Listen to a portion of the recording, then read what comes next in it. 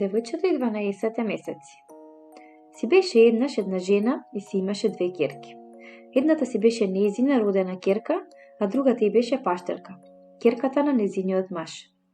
Твојата ќерка многу си ја сакаше, а паштерката ич не ја милуваше. Само ја караше и даваше да работи како да е слугинка. Но колку повеќе ја тераше да работи, толку повеќе паштерката растеше во здрава, силна и убава девојка. А пак незината родена ќерка, која не мораше ништо да работи и по цел ден одмараше, целата беше сува и слаба, бледа и неубава да ја гледаш. Макејата мислеше и коваше злобни планови, сакаше да се ослободи од паштерката, па не знаеше што да смисли и какво зло да ја направи за да остане само незината ќерка. Една вечер и падна на памет, кога мажот и беше на пат, да ја пушти да донесе вода од чешмата што беше далеку во шумата. До чешмата имаше едно ветричево дрво, под кое, како што се прикажуваше, се собираат ветриштата, а наминуваат и самови или разни други надприродни суштества. Па се понадева дека ќе ја грабнат паштерката и ќе ја однесат и веќе нема да се врати. И така, длабоко во ноќта, тргна кутрото девојче до чешмата за да наточи вода. Кога дојде до дрвото, виде дека под него седат 11 мажи и една стара жена, наредени во круг. Мажите беа и стари, и млади, и ниски, и високи, и лични, и помалку лични, а едниот од нив беше најнизок од сите. Старата жена беше смуртена и непријатна, а таа всушност беше баба Марта, а мажите пак беа другите 11 месеци. Најнискиот маж беше впрочем најкраткиот месец во годината, Сечко или како што го знаеме денес февруари. Кога ги здогледа девојчето, малку се исплаши, но потоа се зозема и ги поздрави. Здраво живо, чичковци. Добра вечер, тетко. Како сте, што правите? Добра вечер, девојче, ги рекоа месеците. Арни сме, еве малку да одмориме. Туку ти што бараш во ниедно време на чешмава? Зар не ти е страв сама ни шумава? Ех, чичковци, тетко, страв, не страв, тоа е. Макејата ме пушти да одам по вода, а јас, како што ми има кажано татко ми, морам да ја слушам во се и да ја почитувам, ми одговори девојчето.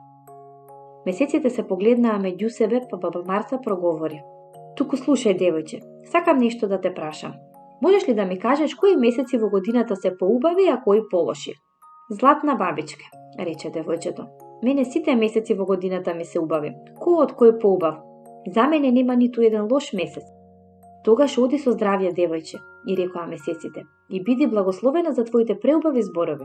Од сега, со секој збор што ќе го изговориш, поеде златник да ти излегува од устата. Девојчето ги поздрави, си налеа вода во стомните и си појде дома. Кога стигна, тропна на вратата, а макејата излезе да отвори. Кога виде дека девојчето се врати живо и здраво и со полни стомни, ќе пукнеше од мака, но немаше што да прави, па ја отвори вратата и ја пушти да влезе. Неколку пати ја праша нешто, а девојчето колку пати прозбори, толку златници од устата излегоа. Само паѓаа златници, а девојчето се наведнуваше и ги собираше од подот. Макејата не можеше да поверува на очите. Наместо да се изгуби во шумата, паштерката се врати жива и здрава, па уште златници вади од уста.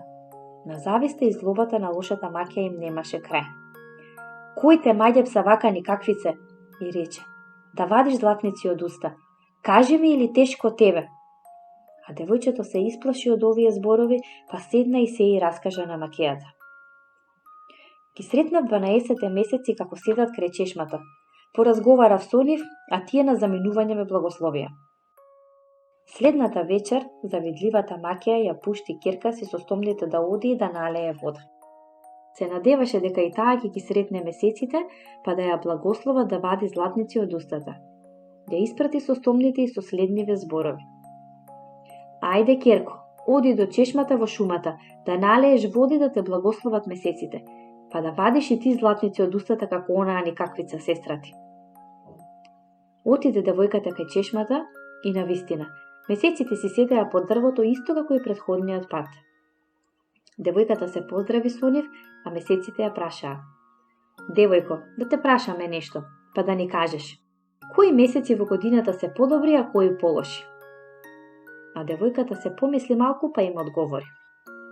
Зар вие не знаете кои се подобри, а кои полоши, па мене ме прашувате? И малите деца знаат кои месеци се подобри. Се знае дека јануари и февруари се најлоши, а Марта е смуртена и со 300 ума, па и таа не е подобра. А и другите како кој? Некои се арни, некои не се. Бака им рече на месеците, невоспитаната и разгалена девојка, а месеците и вратија со следниве зборови. Да си благословена девојко, за зборовите што не ги кажа. Па од сега за секој збор што ќе го изговориш, по едно змијче од устата ти излегува. Девојката се исплаши, па побрза да наполни води да си замине дома. Кога пристигна, влезе низ врата и само што проговори од устата излезе едно змијче. Леле, керко, вресна макејата. Зошто вадиш змивчиња од устата? Зошто не вадиш златници како сестра ти? Што се случи? Што е оваа несреќа? Што не снајде? А кога се врати од пат, таткото на девојчето разбра се и веднаш ги избрка од дома лошата макија и незината безобразна керка. Си ја гушна и ја бакна керка си и заплака. Не во секое зло добро. Од златниците што паѓаа од устата на девојчето со секој збор, куќата набргу се наполни со злато, а таткото и керката си живееа убаво и среќно уште многу години.